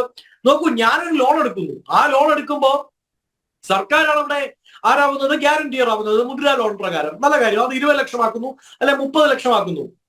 എനിക്കത് അടയ്ക്കാൻ സാധിക്കാതെ വന്നാൽ, എന്റെ സ്റ്റാർട്ടപ്പ് പരാജയപ്പെട്ടാൽ, എനിക്കത് അടയ്ക്കാൻ സാധിക്കാതെ വന്നാൽ സ്വാഭാവികമായും സിവിൽ ലൈബിലിറ്റി, ഞാനും ഒരു പ്രാക്ടീസിംഗ് ലോയർ, എനിക്ക് തോന്നുന്നു ശ്യാംരാജും ലോയർ ആണെന്ന് തോന്നുന്നു, അതിന്റെ സിവിൽ ലൈബിലിറ്റി ആരുടെ മുകളിലാണ് വരിക? സർക്കാർ അത് ഏറ്റെടുക്കുമോ? ഏറ്റെടുക്കില്ല. അതിന്റെ സിവിൽ ലൈബിലിറ്റി നമുക്കുള്ള സ്വത്തുക്കളുടെ മേലിലേക്ക് തന്നെ വരും. അപ്പോ ഇമ്മീഡിയറ്റ്ലി അതിനെ കൊണ്ടുപോയി സ്വത്ത് വെക്കണ്ട, ആധാരം വെക്കണ്ട എന്നുള്ളൊരു പ്രശ്നം മാത്രമേ, എന്നൊരു സൗകര്യം മാത്രമേ ഉള്ളൂ. ഇവിടെ സർക്കാർ യാതൊരുവിധ ഫിനാൻഷ്യൽ ലൈബിലിറ്റിയും അതുമായി ബന്ധപ്പെട്ട് ഏറ്റെടുക്കുന്നില്ല. ഇനി അങ്ങ് പറയുന്നു 45 കോടി രൂപ കൊടുത്തു, ഏറ്റവും വലിയ ഫിനാൻഷ്യൽ എക്കോസിസ്റ്റമായി, സ്റ്റാർട്ടപ്പ് എക്കോസിസ്റ്റമായി ഇന്ത്യ വളർന്നു, വളരട്ടെ, നല്ല കാര്യം. പക്ഷേ എത്ര സ്റ്റാർട്ടപ്പുകൾ പൂട്ടിപ്പോയി? സർക്കാരിന്റെ കയ്യിൽ കണക്കുണ്ടോ? തുറന്നതിൽ എത്ര എണ്ണം സർവൈവ് ചെയ്തിട്ടുണ്ട്? അതിന്റെ ഒരു സ്റ്റാർട്ടപ്പിന്റെ ഒരു ബോണിംഗ് സ്റ്റേജിൽ, അതിന്റെ ഒരു ഇൻഫന്റ് സ്റ്റേജ് കടന്ന് വെളിയിലേക്ക് വരാൻ സർക്കാർ എന്തൊക്കെ സഹായങ്ങൾ ചെയ്തു കൊടുത്തിട്ടുണ്ട്? കണക്കുണ്ടോ? കണക്കില്ല. ഇപ്പൊ അങ്ങ് പറയും തൊഴിൽ വീതി എടുത്തു നോക്കിയാൽ റെയിൽവേ നോട്ടിഫിക്കേഷൻ കാണാം. ശ്യാംരാജ്, എത്ര കാലങ്ങൾക്ക് ശേഷമാണെന്നേ റെയിൽവേ നോട്ടിഫിക്കേഷൻ നമ്മൾ കാണുന്നത് തന്നെ? എന്തിനാണ് ഇത്രയും കാലം ഇത്രയും വലിയ ഒരു... അല്ല വസന്ത 2023 ശരിയാണ്, റെയിൽവേയുടെ ഒരു കണക്ക് നോക്കിയാൽ കഴിഞ്ഞ വർഷം മാത്രം റെയിൽവേ 1.5 ലക്ഷം യുവാക്കൾക്ക് തൊഴിൽ നൽകിയതിൻ്റെ കൃത്യമായ ഡിജിറ്റൽ രേഖകൾ റെയിൽവേ പുറത്തുവിട്ടിട്ടുണ്ട്. കഴിഞ്ഞ വർഷമാണ് 2023 റെയിൽവേ 1.5 ലക്ഷം യുവാക്കൾക്കാണ് ജോലി നൽകിയത്. അതുകൂടി നമ്മൾ ആർക്കും ജോലി എത്ര പേർക്ക് കൊടുത്തു എന്ന് ചോദിക്കുമ്പോൾ അതിൻ്റെ കണക്ക് നമ്മുടെ മുമ്പിലുണ്ട് വസന്ത് സരിയക്ക്. അല്ലല്ല, ഞാൻ പറഞ്ഞല്ലോ, അതിനേക്കാൾ ഇപ്പോഴും എന്നിട്ടും വേക്കന്റ് ആണ് അവിടെ, ഇല്ലേ? പോസ്റ്റുകൾ വേക്കന്റ് അല്ലേ? റെയിൽവേയുടെ തന്നെ ഒഫീഷ്യൽ വെബ്സൈറ്റിൽ കയറി നോക്കിയാൽ നമുക്കറിയാം. എന്തുകൊണ്ടാണത് തടഞ്ഞു വെക്കുന്നത്? എന്തിനാണത് പിടിച്ചു വെക്കുന്നത്? പിന്നെ ഇപ്പോ ശ്രീ വിനോദും ശ്യാംരാജും ഒക്കെ പറയുന്നത് പോലെ ഇത്രമാത്രം തൊഴിൽ സൃഷ്ടിച്ചെങ്കിൽ പിന്നെ എങ്ങനെയാണ് ഇത്രയോ വലിയൊരു തൊഴിൽ ഇല്ലായ്മ നിരക്ക് ലോകത്തിലെ തന്നെ ഏറ്റവും വലിയതിലേക്ക് സ്ട്രൈക്ക് ചെയ്യുന്ന രീതിയിൽ ഇന്ത്യ കടന്നു പോകുന്നത്? അതിനെപ്പറ്റി ചർച്ച ചെയ്യണ്ടേ? അതിനെപ്പറ്റി പഠിക്കണ്ടേ? അപ്പോ ഇത് എന്താണ്, നമ്മുടെ ഈ പോപ്പുലേഷൻ അത് സ്ട്രൈക്ക് ചെയ്യുന്നു, അത് കൂടിപ്പോകുന്നു എന്ന് പറഞ്ഞുകൊണ്ട് അതിനെ ഒരു എക്സ്ക്യൂസ് ആയി കണ്ടുകൊണ്ട് മാറി നിൽക്കുന്നത് നല്ലൊരു സർക്കാരിന് ചേർന്ന നടപടിയല്ല. അതിൽ സർക്കാർ ഇടപെട്ടേ മതിയാവുകയുള്ളൂ. ഇവിടുത്തെ യുവജനങ്ങൾ ആവശ്യപ്പെടുന്നു. ഇപ്പം ശ്യാംരാജ് ഇടത് ഗവൺമെന്റിന്റെ കാര്യം പറഞ്ഞു, അതുപോലെ എക്സ്ക്യൂസ് ആണോ ശ്യാമേ? ഇടത് ഗവൺമെന്റ് കാണിച്ചു കൂട്ടുന്നത് നമ്മൾ കാണുന്നുണ്ട്. PSC അടക്കമുള്ള ഈ ചർച്ചയിൽ ഇടത് പ്രതിനിധി ജോയിൻ ചെയ്തിട്ടില്ല. PSC അടക്കമുള്ള സംവിധാനങ്ങളെ തച്ചു തകർക്കാൻ വേണ്ടി അവർ നടത്തുന്ന നിയമനങ്ങൾ നമ്മൾ കാണുന്നുണ്ട്. പക്ഷേ അത് എക്സ്ക്യൂസ് ആക്കി കാണിച്ചുകൊണ്ട് എന്നാൽ പിന്നെ ഞങ്ങളും അങ്ങനെ ആവാം എന്ന് പറയുന്നതല്ലല്ലോ ശരി. വളരെ കൃത്യമായ ഡേറ്റ സർക്കാരിന്റെ കയ്യിലുണ്ടോ? എത്ര വിദ്യാർത്ഥികൾ, ഞാനിപ്പോ പറഞ്ഞില്ല, IIM പഠിച്ചിറങ്ങുന്നവർക്ക് ജോലി കൊടുക്കാൻ പറ്റാത്ത ഒരു രാജ്യം, ആ രാജ്യം പറയുകയാണ്, അല്ലെങ്കിൽ ആ രാജ്യത്തിന്റെ ഭരണ കൂടെ പറയുകയാണ്, ഞങ്ങൾ 45 കോടി കൊടുത്തു, 50 കോടി കൊടുത്തു, 100 കോടി കൊടുത്തു. ഈ കൊടുത്ത 100 കോടിയിൽ നിന്ന് സർവൈവ് ചെയ്ത എത്ര ബിസിനസ്മാൻമാരുണ്ട്? അവരെത്ര ജോലി തൊഴിൽ ഓപ്പർച്യൂണിറ്റി ക്രിയേറ്റ് ചെയ്തിട്ടുണ്ട്? ഇനി അങ്ങ് പറഞ്ഞു സർക്കാർ ഡയറക്ട്ലി തൊഴിൽ കൊടുക്കണമെന്ന് നിങ്ങൾ വാശി പിടിക്കുന്നില്ല. സർക്കാരിന്റെ ഇൻഡയറക്ട് മീൻസിലൂടെ എത്ര തൊഴിൽ കൊടുക്കാൻ സാധിച്ചിട്ടുണ്ട്? ഇതെല്ലാം ചർച്ച ചെയ്യപ്പെടില്ലേ? അതുകൊണ്ടാണല്ലോ കഴിഞ്ഞ തെരഞ്ഞെടുപ്പിന് മുമ്പ് ന്യൂട്രലായി നിന്ന സ്വതന്ത്രമായി പ്രവർത്തിച്ച മാധ്യമങ്ങൾ, യോഗേന്ദ്ര യാദവ് അടക്കമുള്ളവരുടെ റിപ്പോർട്ടിൽ രാജ്യം ചർച്ച ചെയ്യുന്ന 1, 2, 3, 4 വിഷയങ്ങളിൽ രണ്ടാമതും ഒന്നാമതും മൂന്നാമതും ഒക്കെയായി തൊഴിലില്ലായ്മ നിരക്ക് തന്നെയാണ് എന്ന് വ്യക്തമാവുന്നത്. അതുകൊണ്ടാണല്ലോ പല കേന്ദ്രങ്ങളിലും നിങ്ങളുടെ വോട്ട് ചോർന്നു പോയത്. അതിനെപ്പറ്റി ചർച്ച ചെയ്യണ്ടേ? സ്വാഭാവികമായും എക്സ്ക്യൂസുകൾ പറഞ്ഞ് ഒഴിവാക്കുക എന്നുള്ളതല്ല, കൃത്യമായ പരിഹാരം ഉണ്ടാവുക എന്നുള്ളതാണ്. അതിന് PR എക്സസൈസ് പോരാതെ വരും. പഠനം ഉണ്ടാവണം, പ്രതിപക്ഷത്തെ കൂടി കേൾക്കണം, യുവജനങ്ങൾക്ക് പ്രാതിനിധ്യം ഉണ്ടാവണം, അതിന് പ്രത്യേക നടപടികൾ ഉണ്ടായേ മതിയാവുകയുള്ളൂ എന്നതിൽ സംശയം വേണ്ട. അതെ, വസന്ത് ശ്രീയൊക്കെ അങ്ങ് പറഞ്ഞ ചില പോയിന്റുകൾ അത് നമ്മൾ നിഷേധിക്കുന്നില്ല. കാരണം ഈ ജനസംഖ്യ കൂടിയത് കൊണ്ട് സ്വാഭാവികമാണ്, തൊഴിൽ രഹിതരുടെ എണ്ണം വർദ്ധിക്കുന്നത് സ്വാഭാവികമാണ്. കാരണം ഇത്രയും ജനസംഖ്യയുള്ള ഒരു രാജ്യത്ത് ഇത്രയും ആളുകൾക്ക് തൊഴിൽ കൊടുക്കുക എന്നുള്ളത് വലിയൊരു കടമ്പ തന്നെയാണ്. അപ്പോൾ ശ്യാംരാജ്, ഇവിടെ വസന്ത് ശ്രീയൊക്കെ പറഞ്ഞ ഒരു കാര്യം കൃത്യമായി പല മേഖലകളിലും ഇപ്പോൾ അദ്ദേഹം പറയുന്നത് റെയിൽവേ അടക്കമുള്ള കേന്ദ്ര സർക്കാരിൻ്റെ സ്ഥാപനങ്ങളെയാണ് പറയുന്നത്. സംസ്ഥാനങ്ങൾക്ക് അധികാരമുള്ള സ്ഥാപനങ്ങളിലൊക്കെ എത്രമാത്രം ഒഴിവുകളുണ്ട്, അവിടെ എങ്ങനെയാണ് ആളുകളെ തിരികെ കയറ്റുന്നത്, അതൊക്കെ ഉണ്ട്. കേരളമൊക്കെ അതിന് ഉദാഹരണമാണ്. പക്ഷേ എങ്കിൽ പോലും ഈ കേന്ദ്ര സർവീസുകളിൽ, പ്രത്യേകിച്ചും റെയിൽവേ അടക്കമുള്ള കേന്ദ്ര സർവീസുകളിൽ, തപാൽ വകുപ്പ് അടക്കമുള്ള കേന്ദ്ര സർവീസുകളിൽ നിരവധി ഒഴിവുകൾ ഒഴിഞ്ഞു കിടക്കുന്നു എന്നുള്ളൊരു ഒരു ഒരു ഒരു പക്ഷമാണ് വസന്ത് ശ്രീയൊക്കെ പറയുന്നത്. അങ്ങനെ നോക്കുമ്പോൾ ഈ ഒഴിവുകൾ നികത്തുന്ന കാര്യത്തിൽ കുറച്ചുകൂടി അവധാനതയോടെ ഒരു നീക്കം നടത്തണം എന്നൊരു ആവശ്യം BJPയിലെ യുവജന വിഭാഗം മുന്നോട്ട് വെക്കുന്നുണ്ടോ? ഒരു വിമർശനാത്മകമായി തന്നെ നമ്മളിപ്പോൾ വസന്ത് സിറിയക്കിൻ്റെ ആ പരാമർശത്തെ കോൺഗ്രസിൻ്റെ പരാമർശം എന്ന് കാണണ്ട, യുവാക്കളുടെ ഒരു വികാരം എന്നുള്ള നിലയിൽ, അദ്ദേഹം കോൺഗ്രസ് ആണെന്ന് അവിടെ നിൽക്കട്ടെ, യുവാക്കളുടെ ഒരു വികാരം എന്നുള്ള നിലയിൽ ഈ ഒഴിവുകൾ കൃത്യമായി അത് നികത്തി മുന്നോട്ട് പോകുന്നതിൽ കുറച്ചുകൂടി ഒരു സ്പീഡ് വേണം എന്നുള്ളൊരു ആവശ്യം യുവസമൂഹത്തിൽ നിന്നും ഉയരുന്നുണ്ടോ ശ്യാംരാജ്? അല്ല, യുവമോർച്ചയുടെ അന്നത്തെയും ഇന്നത്തെയും എന്നത്തെയും അഭിപ്രായം ചെറുപ്പക്കാർക്ക്, നമ്മുടെ നാട്ടിലെ ചെറുപ്പക്കാർക്ക് തൊഴിലുണ്ടാവണം എന്ന് തന്നെയാണ്. അതിന് രണ്ടാമത് നമുക്കൊരു ചോദ്യമോ രണ്ടാമത് നമുക്കൊരു ഉത്തരമോ രണ്ടാമത് നമുക്കൊരു അഭിപ്രായമോ ഇല്ല.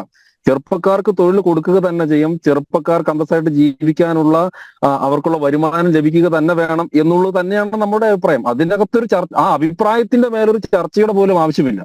ഇവിടെ പ്രശ്നം എന്താ വെച്ചാല്, കഴിഞ്ഞ 10 വർഷം, ഇപ്പോൾ ഒരു 30 വയസ്സുള്ള ഒരാളെ സങ്കല്പിക്കുക, ഒരു 25 വയസ്സുള്ള ഒരാളെ സങ്കല്പിക്കുക. അയാൾക്ക് കഴിഞ്ഞ 10 വർഷത്തിനകത്ത് 10 വർഷം മുമ്പ് അയാൾക്ക് 15 വയസ്സാണ്.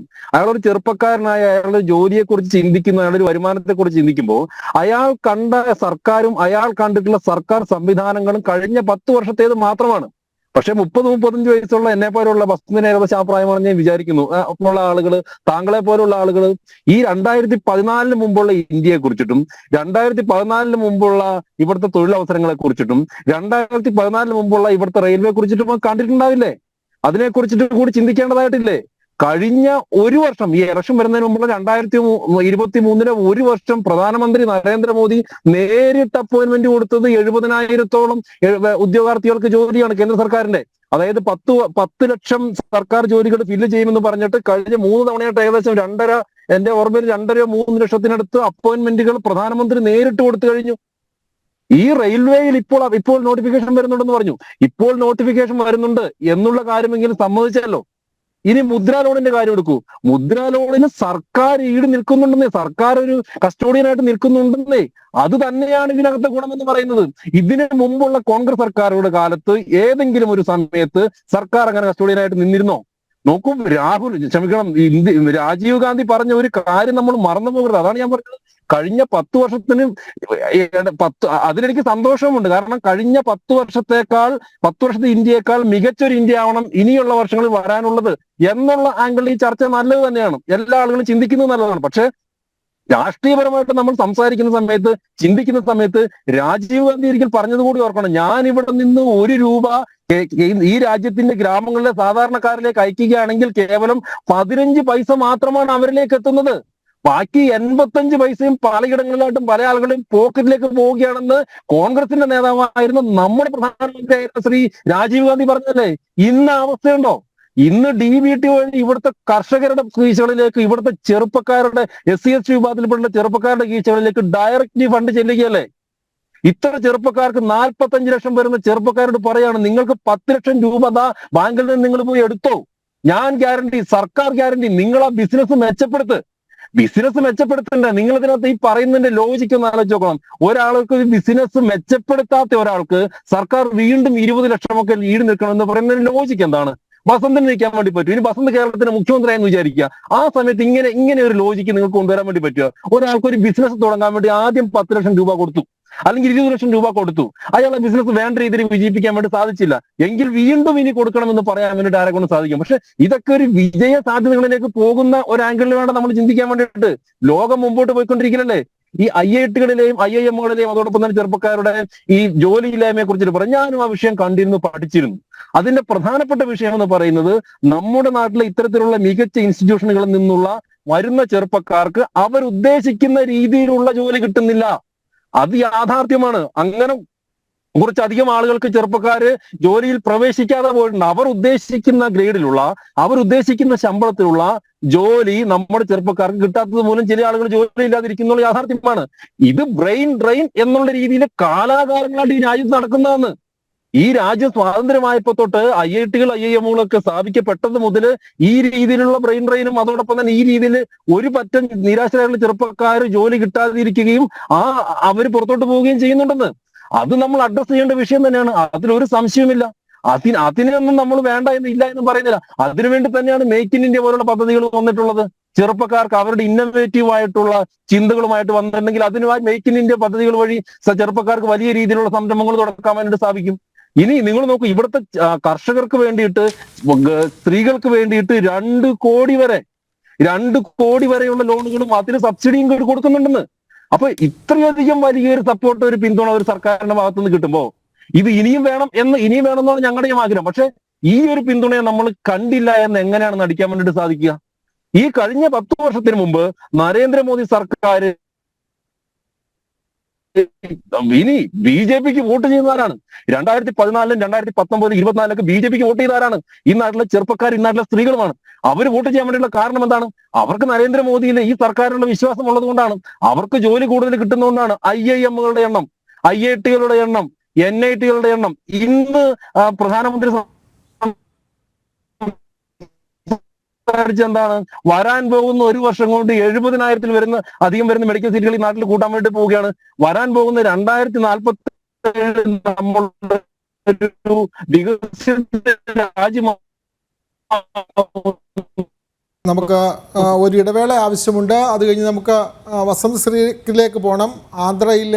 ആന്ധ്രയിലായതിനാൽ റേഞ്ചിൻ്റെ പ്രശ്നമുണ്ട് ശ്യാംരാജിനെങ്കിലും ശ്യാംരാജ് ഈ ചർച്ചയിൽ പങ്കുചേരുന്നുണ്ട്. വസന്തശ്രീക്ക് നമ്മുടെ ഈ ചർച്ചയിൽ നമ്മളിപ്പോൾ കൂടുതലും ഈ മുദ്രാ ലോൺ അല്ലെങ്കിൽ ഇവിടെ പുതിയ വ്യവസായം തുടങ്ങുന്നതിൻ്റെ സാഹചര്യത്തെ പറ്റിയൊക്കെയാണ് സംസാരിച്ചത്.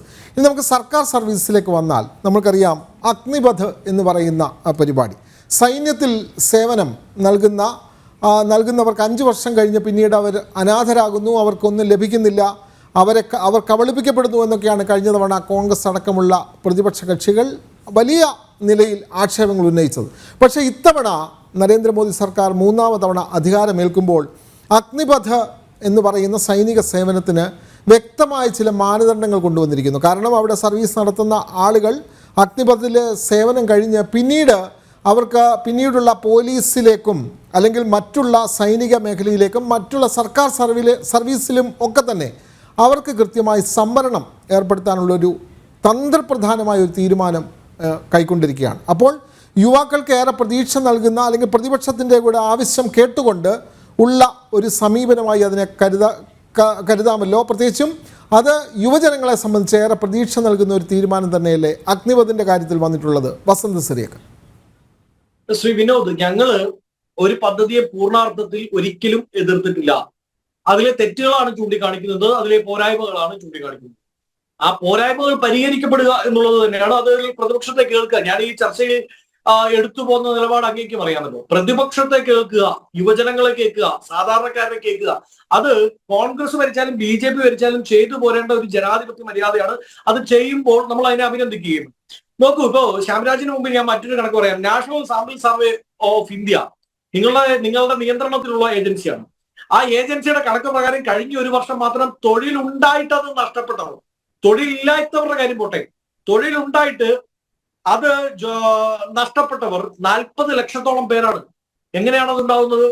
അതായത് നിങ്ങൾ പറയുന്ന GDP റേറ്റിലെ ഡെവലപ്മെന്റ് ബിസിനസ് മേഖലയിൽ, ഇൻഡസ്ട്രിയിൽ ഉണ്ടാവുന്നില്ല. അവർക്ക് കൂടുതൽ എംപ്ലോയ് ചെയ്യിപ്പിക്കാൻ സാധിക്കാതെ വരുമ്പോൾ അവരെന്ത് ചെയ്യുന്നു? പിരിച്ചുവിടേണ്ടതായി വരുന്നു. അവർക്കത് ഷോർട്ടൺ ചെയ്യേണ്ടി വരുന്നു. അവരുടെ എംപ്ലോയി ഡേറ്റ, അവരുടെ എംപ്ലോയി കൗണ്ടിങ് അത് ഷോർട്ടൺ ചെയ്യേണ്ടതായി വരുന്നു. അങ്ങനെയുള്ള പ്രശ്നങ്ങളുണ്ട്. അതിനെ എന്തുകൊണ്ടാണ് സർക്കാരിന് പഠിക്കാൻ സാധിക്കാത്തത്? ഇപ്പോ യുവാക്കളുടെ പ്രശ്നം പറയുമ്പോൾ തൊഴിലില്ലായ്മ മാത്രമല്ല പ്രശ്നം. ഇപ്പൊ ഒരു കാര്യം കൂടി ആഡ് ചെയ്തോട്ടെ. അതായത് ശ്രീ ശ്യാംരാജ് പറഞ്ഞു, എന്താണ് അദ്ദേഹത്തിന്റെ ശ്രദ്ധയിൽപ്പെട്ടു നമ്മളുടെ ഞാൻ പറഞ്ഞ IIMലെയും IITയിലെയും അടക്കമുള്ള വിഷയങ്ങൾ. അപ്പോൾ അദ്ദേഹം പറയുന്നത് IITയിലും IIMലുമുള്ള പഠിച്ചിറങ്ങിയ വിദ്യാർത്ഥികൾക്ക് അവരാഗ്രഹിക്കുന്ന രീതിയിലുള്ള ജോലി കിട്ടുന്നില്ലാത്തത് കൊണ്ടാണ് 20%, 30% ജോലി ഇല്ലാതെ നിൽക്കുന്നത്. 4 വർഷമായിട്ടാണെന്ന് പറഞ്ഞോ. ഒന്ന്, IIT, IIM എന്നൊക്കെ പറയുന്നത് ഈ രാജ്യത്തെ ഏറ്റവും പ്രഗത്ഭരായ വിദ്യാർത്ഥികൾ, അവർ പഠിച്ചിറങ്ങുന്ന, അവർ പഠിക്കാൻ ആഗ്രഹിക്കുന്ന രാജ്യത്തെ പ്രധാനപ്പെട്ട വിദ്യാഭ്യാസ സ്ഥാപനങ്ങളാണ്, യൂണിവേഴ്സിറ്റികളാണ്, ഇൻസ്റ്റിറ്റ്യൂട്ടുകളാണ്.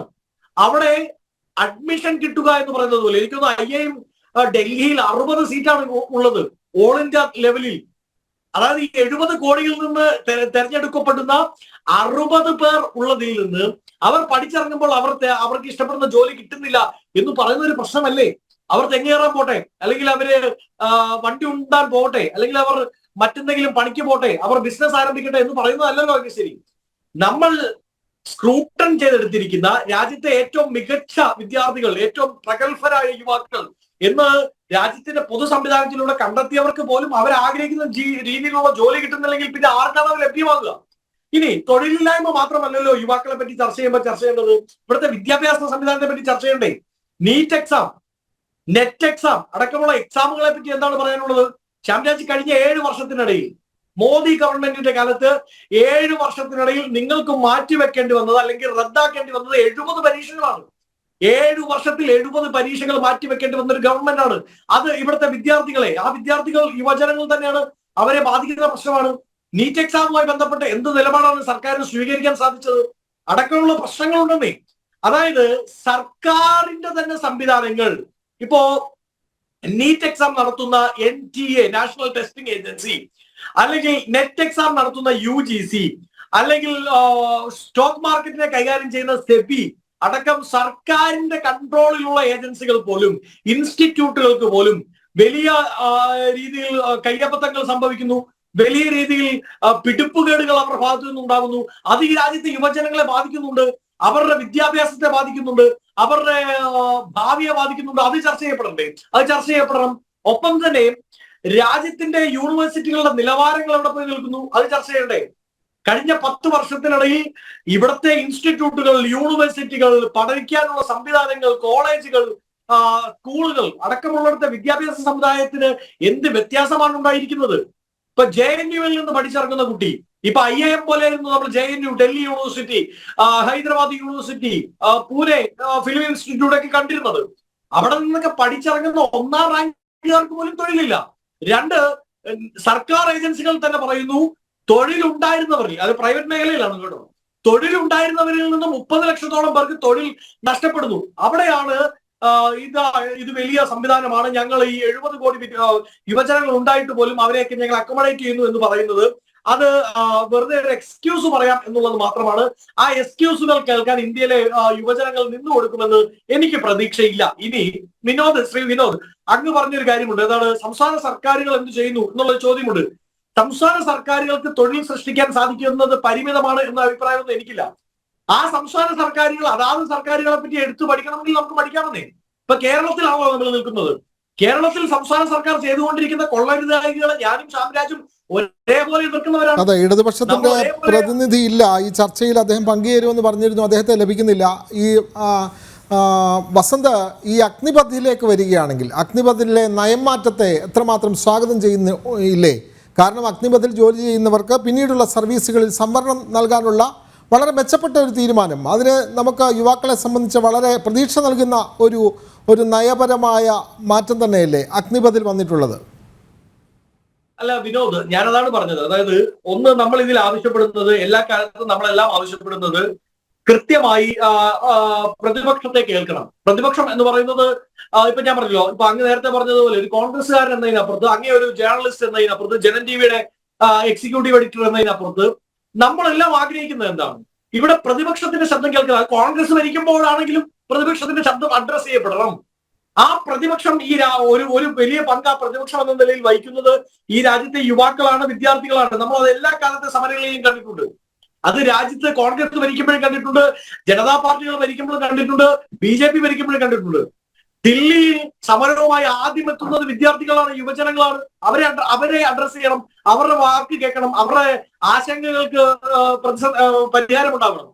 അത്തരത്തിൽ ഉണ്ടായിട്ടുണ്ടെങ്കിൽ ഇപ്പൊ അങ്ങ് പറയുന്ന ഈ അമെന്റ്മെന്റ്സ് അത് എന്റെ ശ്രദ്ധയിൽപ്പെട്ടിട്ടില്ല, ക്ഷമിക്കുക.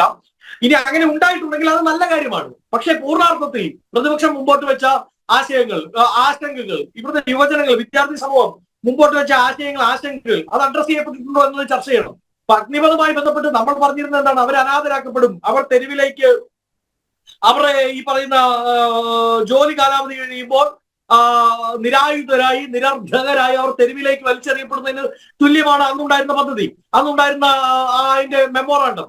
പക്ഷേ അതിനകത്ത് മാറ്റം ഉണ്ടാകുന്നെങ്കിൽ അത് സ്വാഗതാർഹം തന്നെയാണ്.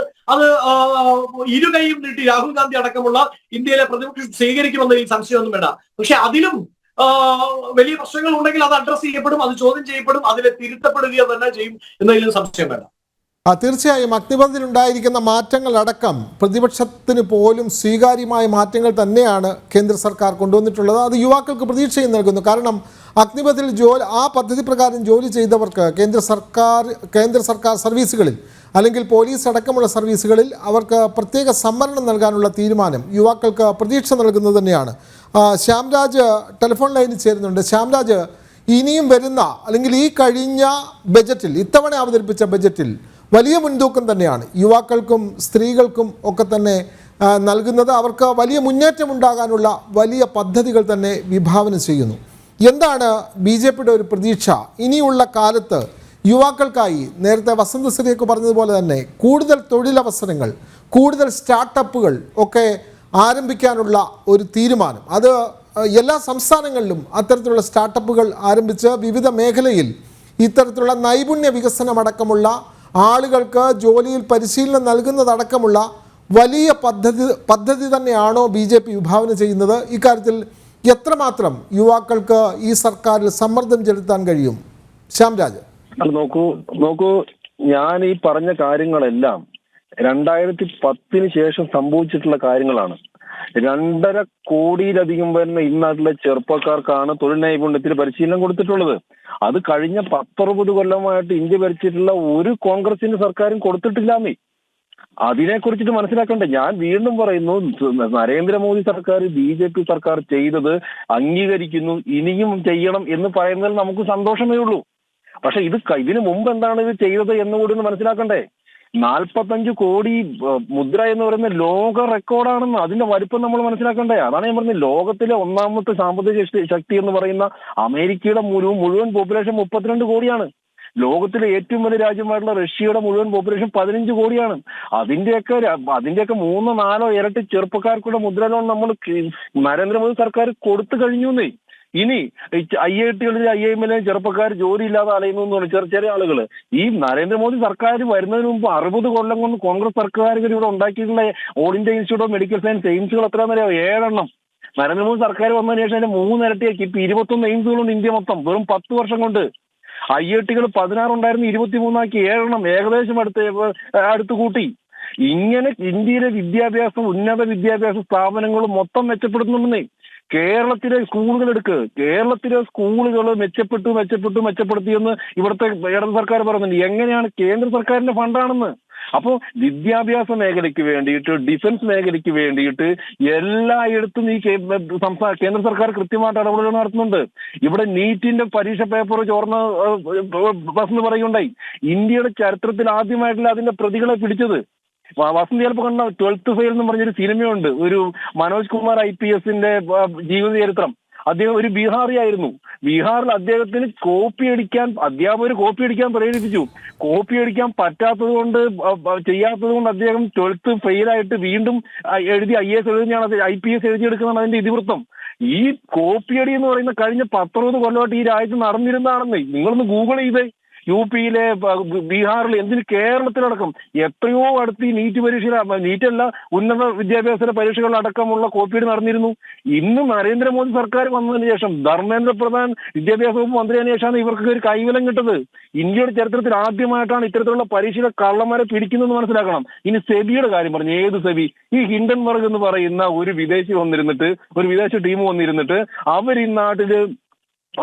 ഈ നാട്ടിലെ മുഴുവനായിട്ടുള്ള ഈ നമ്മുടെ സംവിധാനങ്ങളെ മുഴുവൻ ഇല്ലാതാക്കാൻ വേണ്ടിയിട്ട് നോക്കുന്നതോ, നമ്മുടെ സ്റ്റോക്ക് എക്സ്ചേഞ്ചുകളെ മുഴുവൻ പൊട്ടിക്കാനായിട്ട് നോക്കുന്നതോ. അവർ ടാർഗറ്റ് ചെയ്തിട്ടുള്ള 60 കമ്പനികളിൽ 51 അവർ പൂട്ടിച്ചു. എന്നിട്ട് ഷോർട്ട് സെല്ലിംഗ് വഴി അവർ തന്നെ ഇയാൾ തന്നെ അതിന് ലാഭം ഉണ്ടാക്കി. ഈ കമ്പനികൾക്കെതിരെ കള്ളക്കഥകളും യഥാർത്ഥ കഥകളും പറഞ്ഞു വിട്ടിട്ട് അതിന്റെ ഓഹരികൾ വാങ്ങിക്കൂട്ടി ലാഭം ഉണ്ടാക്കുന്ന ഒരു പെരുങ്കള്ളന് വേണ്ടിയാണ് ഇവരെല്ലാം കൂടി വാദിക്കുന്നത് കൂടെ മനസ്സിലാക്കണം. ഞാൻ പറഞ്ഞു വന്നത്, ഇന്ന് തുടക്കത്തിൽ എനിക്ക് പൂരിപ്പിക്കാൻ വേണ്ടി പറ്റാത്തൊരു കാര്യം, ഇന്ന് ബഹുമാനപ്പെട്ട പ്രധാനമന്ത്രി പറഞ്ഞത് വരാൻ പോകുന്ന കാലത്ത് അടുത്ത വർഷത്തിൽ 70,000-ഓളം വരുന്ന മെഡിക്കൽ സീറ്റുകൾ കൂട്ടുമെന്നാണ്.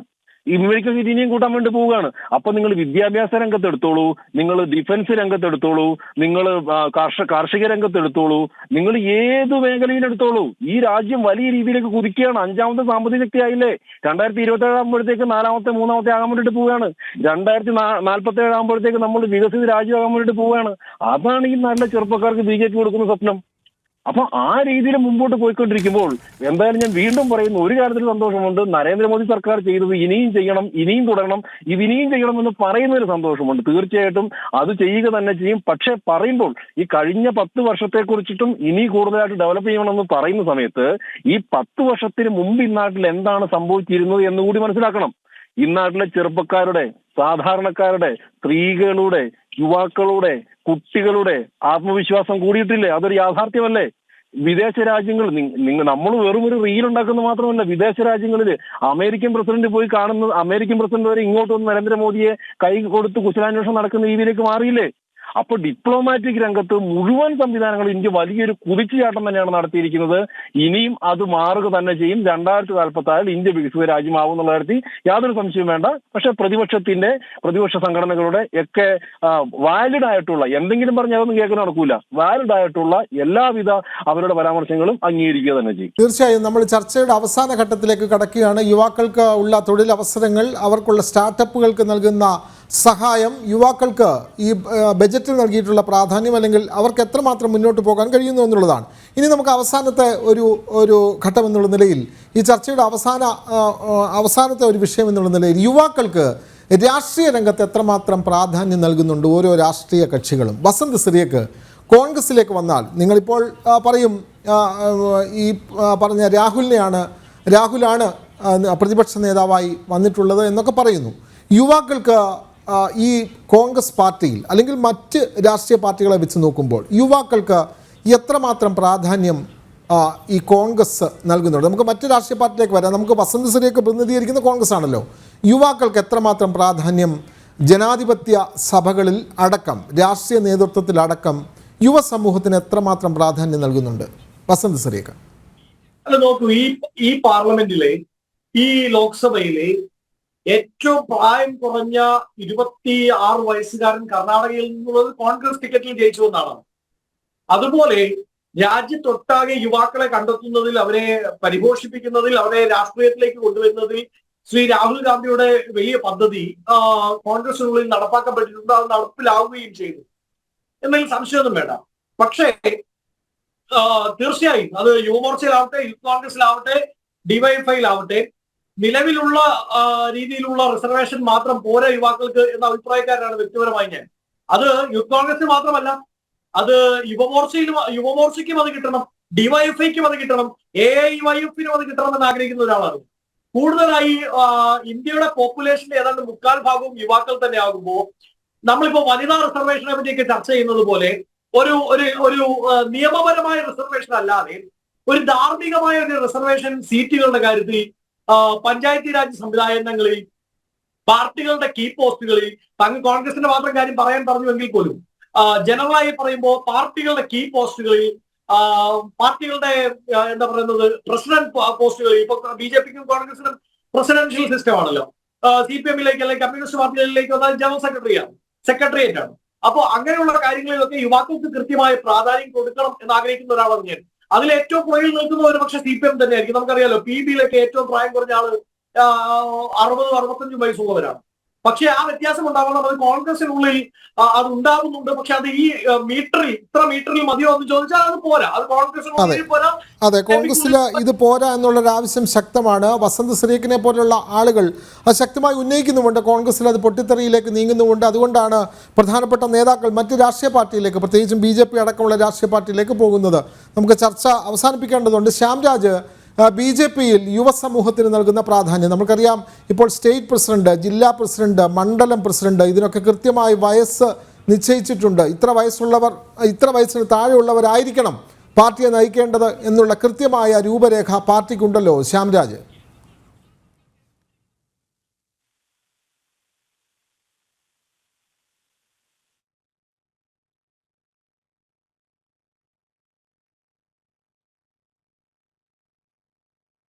കൃത്യമായി വസന്ത് സിറിയൊക്കെ നമുക്ക് ചർച്ച അവസാനിപ്പിക്കേണ്ടതുണ്ട്. നമുക്ക് ശ്യാംരാജിനെ ലഭിക്കാതെ വരുന്നു.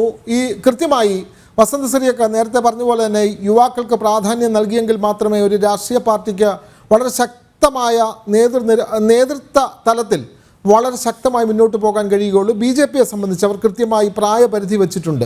അവരുടെ സ്റ്റേറ്റ് പ്രസിഡന്റ് അല്ലെങ്കിൽ ജില്ലാ പ്രസിഡന്റ് അല്ലെങ്കിൽ മണ്ഡലം പ്രസിഡന്റ് അടക്കമുള്ള ആളുകൾ ഇത്ര വയസ്സിന് താഴെയുള്ളവരായിരിക്കണം എന്നുള്ളൊരു നിബന്ധന വെച്ചിട്ടുണ്ട്. ഇത്തരത്തിലുള്ള ഒരു നിയന്ത്രണം അല്ലെങ്കിൽ ഇത്തരത്തിലുള്ളൊരു നിർദ്ദേശം രാഷ്ട്രീയ പാർട്ടികൾക്ക് നൽകുന്നത് ഗുണകരമാകുമെന്ന് കരുതുന്നുണ്ടോ വസന്ത് സിറിയക്ക്? അല്ല, അത് കോൺഗ്രസിൽ വന്ന് നടപ്പാക്കപ്പെടുന്നുണ്ട്. കൃത്യമായൊരു എന്താ പറയുന്നത്, ഒരു സർക്കുലർ ഇറക്കിയല്ല എന്നുള്ളത് മാത്രമേ ഉള്ളൂ. അപ്പൊ അങ്ങ് പറഞ്ഞതുപോലെ കോൺഗ്രസിലെ പൊട്ടിത്തെറിയെ പറ്റിയല്ല, ഞാൻ ജനറലായി തന്നെയാണ് പറഞ്ഞത്. ഒരു യുവാവ് എന്നുള്ള നിലയിൽ അത് എല്ലാ പാർട്ടികളിലും, ഇപ്പൊ ശ്യാംരാജൊക്കെ എനിക്കൊന്ന് യുവമോർച്ചയുടെ ദേശീയ ഭാരവാഹിയാണ്. അദ്ദേഹം BJPയുടെ ദേശീയ നേതൃത്വത്തിലേക്ക് വരണമെന്ന് ആഗ്രഹിക്കുന്ന ഒരാളാണ് ഞാൻ വ്യക്തിപരമായി. അതുപോലെ യുവാക്കൾ കൂടുതലായി എല്ലാ പാർട്ടികളിലും വന്നേ മതിയാവുകയുള്ളൂ. കാര്യം രാഷ്ട്രീയത്തിന് നമ്മളുടെ ജീവിതത്തിൽ ഇടപെടാൻ സാധിക്കുന്നത് വലിയ പങ്കുണ്ട്. ഇപ്പൊ നമ്മൾ നേരത്തെ പറഞ്ഞ തൊഴിലവസരങ്ങളാവട്ടെ, വിദ്യാർത്ഥി പ്രക്ഷോഭങ്ങളാവട്ടെ, വിദ്യാർത്ഥികൾക്ക് കിട്ടുന്ന ആനുകൂല്യങ്ങളാവട്ടെ, നമ്മുടെ ജീവിതത്തിൽ അനുദിനം ഇടപെടുന്ന ഒരു സിസ്റ്റമാണ് രാഷ്ട്രീയം. ആ രാഷ്ട്രീയത്തെ മാറ്റി നിർത്തിക്കൊണ്ട് അല്ലെങ്കിൽ ആ രാഷ്ട്രീയവാദം പറഞ്ഞുകൊണ്ട് നിന്നിട്ട് കാര്യമില്ല. അതുകൊണ്ട് തന്നെ യുവാക്കൾക്ക് പ്രയോജനം ഉണ്ടാകണമെങ്കിൽ യുവാക്കൾ ആ രാഷ്ട്രീയത്തിൽ കൃത്യമായി ഇടപെടുകയും അവർക്ക് ഈ പോസ്റ്റുകളിലേക്ക് വരികയും അവരുടെ ആശയങ്ങൾ പങ്കുവയ്ക്കപ്പെടുകയും അത് എക്സിക്യൂട്ട് ചെയ്യപ്പെടുകയും ചെയ്യുമ്പോഴാണ് അങ്ങനെ ചെയ്യപ്പെടണം എന്നാണ് ഞാൻ ആഗ്രഹിക്കുന്നത്. ലോകത്തെമ്പാടും ആ ഒരു മാറ്റം കണ്ടുവരുന്നുണ്ട്. അത് തീർച്ചയായും ലോകത്തെമ്പാടും മാറ്റം കണ്ടുവരുന്നത് യുവസമൂഹത്തിന് എന്തെല്ലാം പ്രതീക്ഷകൾ നൽകാൻ കഴിയും, അവരുടെ സങ്കല്പത്തിനനുസരിച്ച് ഒരു ഭരണകൂടത്തിന് മുന്നോട്ട് പോകാൻ കഴിയുമോ, അത്തരത്തിലുള്ള പുത്തൻ കുതിപ്പിൽ തന്നെയാണ് നമ്മുടെ യുവഭാരതം. Atmanirbhar Bharat, digital India, making India തുടങ്ങി എത്രയോ പദ്ധതികൾ. ഇതാണ് ഇന്ന് നമ്മൾ ഈ മണിക്കൂറിൽ ചർച്ച ചെയ്തത്. യുവഭാരതം നേട്ടങ്ങളും പ്രതീക്ഷകളും. ചർച്ചയിൽ പങ്കെടുത്തത് വസന്ത് സിറിയക്ക് കോൺഗ്രസിന് വേണ്ടി, BJPക്ക് വേണ്ടി ശ്യാംരാജ്. ഈ ചർച്ച കണ്ടുകൊണ്ടിരുന്ന എല്ലാ പ്രേക്ഷകർക്കും നന്ദി, നമസ്കാരം. ചർച്ച അവസാനിക്കുന്നു. നമസ്തേ.